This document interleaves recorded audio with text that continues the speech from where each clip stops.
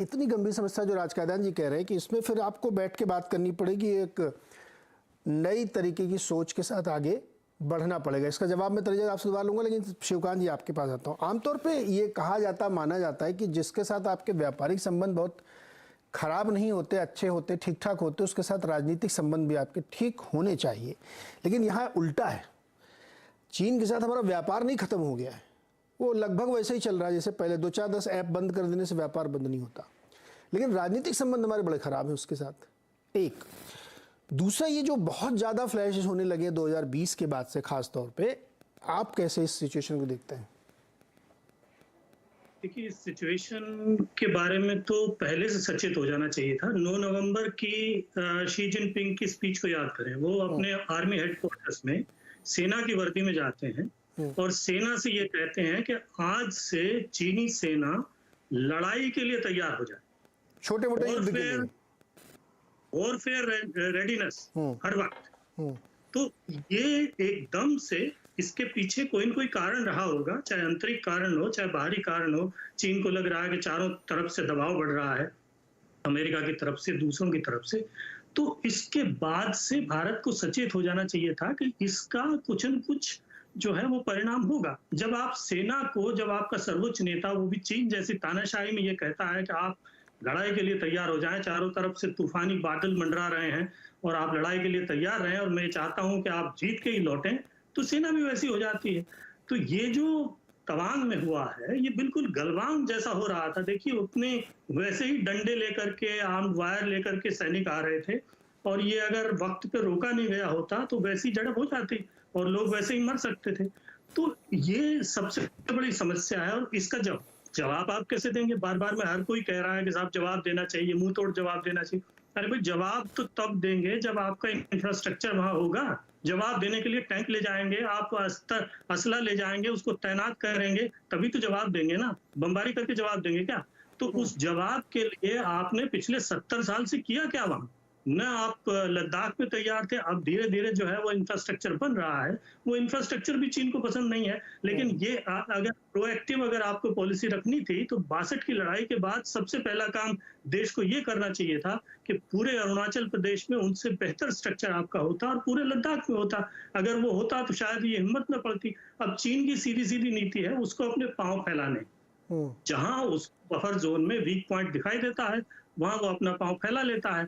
और शीत युद्ध का ये सिद्धांत है कि जो पहले जाकर के बैठ जाता है उसके बाद आप उसके ऊपर परमाणु हथियार चला करके उसको उखाड़ेंगे तो नहीं। रूस ने करके दिखा दिया आपके सामने, वही चीन कर रहा है। चीन ने दक्षिण चीन सागर में किया, यहाँ देखें आप, खाड़ी में नहीं घुसने दिया उसको अमेरिका ने, तो वो लाल सागर में, जिबूती में जाकर के उन्होंने अपना नौसैनिक ठिकाना बना लिया, ग्वादर में बना लिया, श्रीलंका में बना लिया। तो चारों तरफ आपको घेर रहा है। पश्चिम में अब हालत ये है कि जो अरब खाड़ी के देश हैं, जो अब इस वक्त भारत के सबसे बड़े व्यापारिक साझेदार हैं, उसके साथ सबसे गहरा संबंध अब चीन का होने जा रहा है। तो पश्चिम में जो है, पश्चिम के जो देश हैं जिनको आप 70 साल से कोशिश कर रहे थे उनसे दोस्ती बढ़ाए रखने की, अभी सऊदी अरब भी गए थे वो शी जिनपिंग, लेकिन उससे बड़े दोस्त अब वो चीन के हो गए हैं और पूर्व में चीन के दोस्त हैं। तो ये सारी समस्याएं, और अभी व्यापार की आप बात कर रहे थे, देखिए 4 अरब डॉलर का घाटा था 2004 में जब कांग्रेस की सरकार आई थी।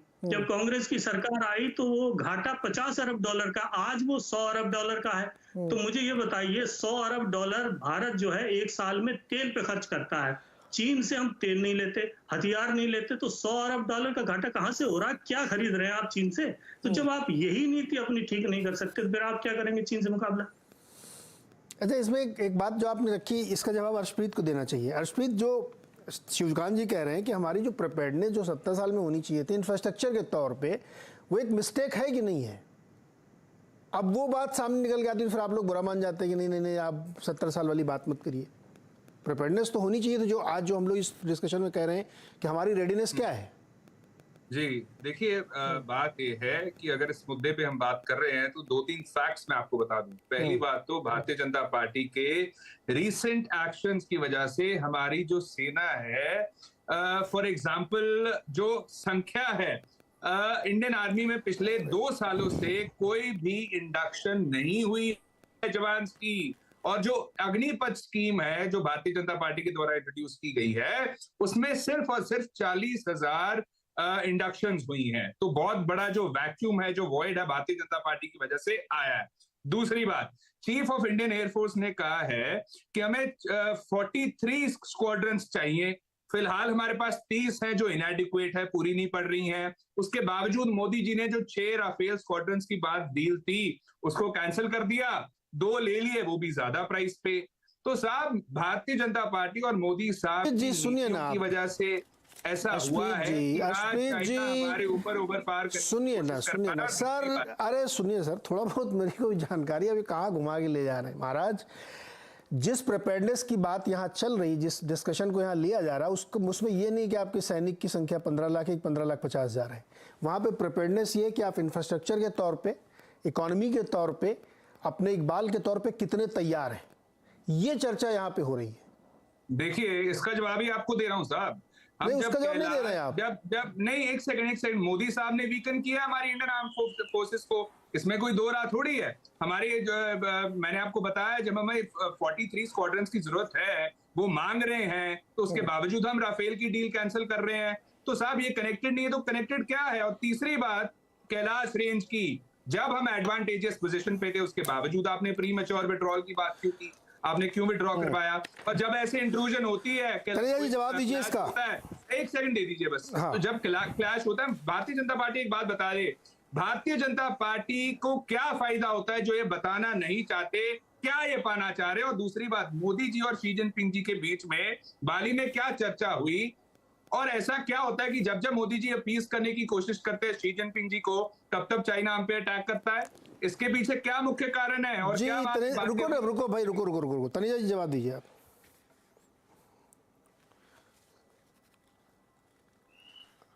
तनीजा जी बोलिए सर। नीरज जी, देखिए, अब आप कहते हैं उस पार्टी से जाके चर्चा करो जब हमारे फौजी, हमारे सैनिक चीनियों से लड़ाई लड़ रहे थे, उनको जवाब दे रहे थे, उनके दांत खट्टे कर रहे थे। कांग्रेस पार्टी के नेता राहुल गांधी चीनी राजदूत के पास बैठ करके केक खा रहे थे।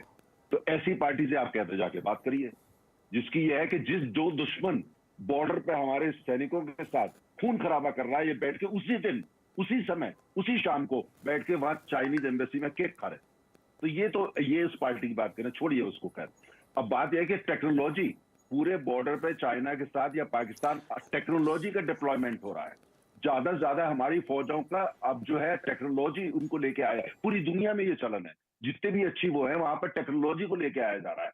एक जगह जहां पर टेक्नोलॉजी जो काम कर सकती है और जाके दुश्मन को मार सकती है, वहां हम अपनी जान को, अपने सैनिकों की जो जान है उनको खतरा नहीं देना चाहते। पूरे विश्व में यह है, अच्छी अर्थव्यवस्था में सब में हो रहा है।